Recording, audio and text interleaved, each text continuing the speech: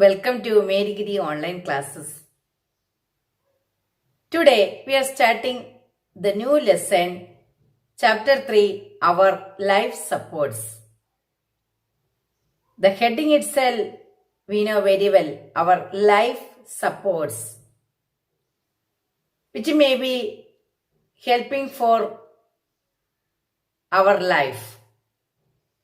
Can we survive without taking oxygen? No. We want to take oxygen. Each and every minute we are taking oxygen to our body and we are removing carbon dioxide from our body. So, without the air, we cannot survive it. So, we are going to study about air, the air around us, the different types of air present in our surroundings. We know very well nitrogen, oxygen, carbon dioxide, helium. Okay, all these are the gases present in the air. Can we see the air present in the atmosphere? No, but it is present. Where there is a space, the air occupies. So, we are going to study about the air. Human beings cannot survive without oxygen for a minute. So, our life support, we can say that oxygen. So that air is helping for taking air to our body. So we are breathe oxygen to our body and carbon dioxide from our body we are removing. Carbon dioxide we are removing from our bodies. Coming to the atmosphere. What is an atmosphere? The thick blanket of air that surrounds, that is known as atmosphere. The thick blanket that surrounds our planet is called atmosphere.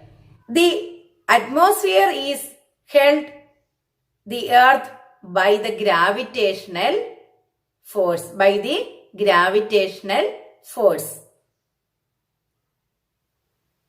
The atmosphere has the air we breathe, the wind and the rain and the clouds in the sky.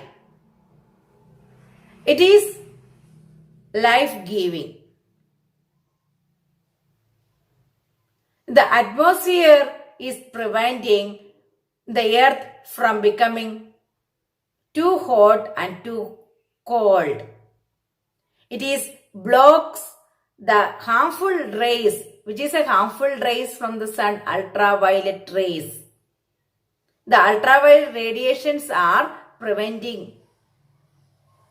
The atmosphere also prevent meteors from hitting the surface of the earth. Oxygen is supporting life and in places such as high mountains or top or deep in seas or in the ocean, there is not enough air, the oxygen. The availability of oxygen will be very less. So that is why while we are going to the mountain regions, when we are reaching the top of the regions, the availability of oxygen will be very less. So we will carry oxygen cylinders for breathing. The areas where seas, oceans, the deep areas. Then carbon dioxide is used for preparing food for the plants. So that we are releasing from our bodies. Okay, that is about the air. Then, how the air is helping for breathing, that we can study. How the air is helping for breathing. We need fresh air so that we will open our doors and windows to get the fresh air. The air which we breathe in is called inhaled air. or inspired air, the air which we take to our body, that is called inhaled air or inspired air. The air we breathe out, that is called exhaled air or expired air.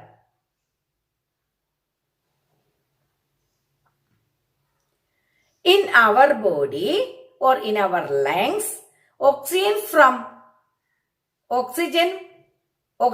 the inhaled air is taken to the blood. The carbon dioxide from the blood given out the exhaled air. Exhaled air has higher percentage of carbon dioxide and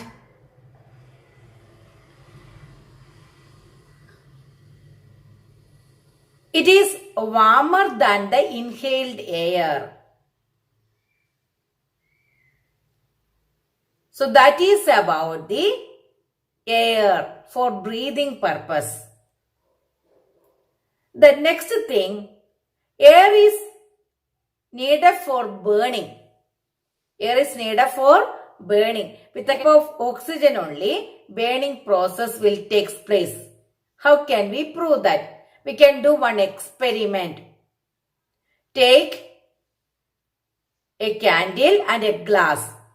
In your textbook, they have taken 3 candles and with a single candle itself we can prove it. You can take single candle and cover it with a glass.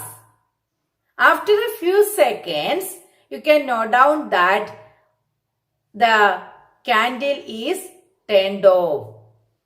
The availability of oxygen which is present on the glass, till that time the candle is burned. After that it is stopped. So in your textbook 3 candles they have kept.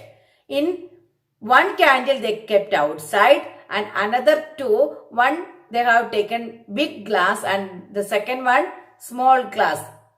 The big glass, little more time it will burn it.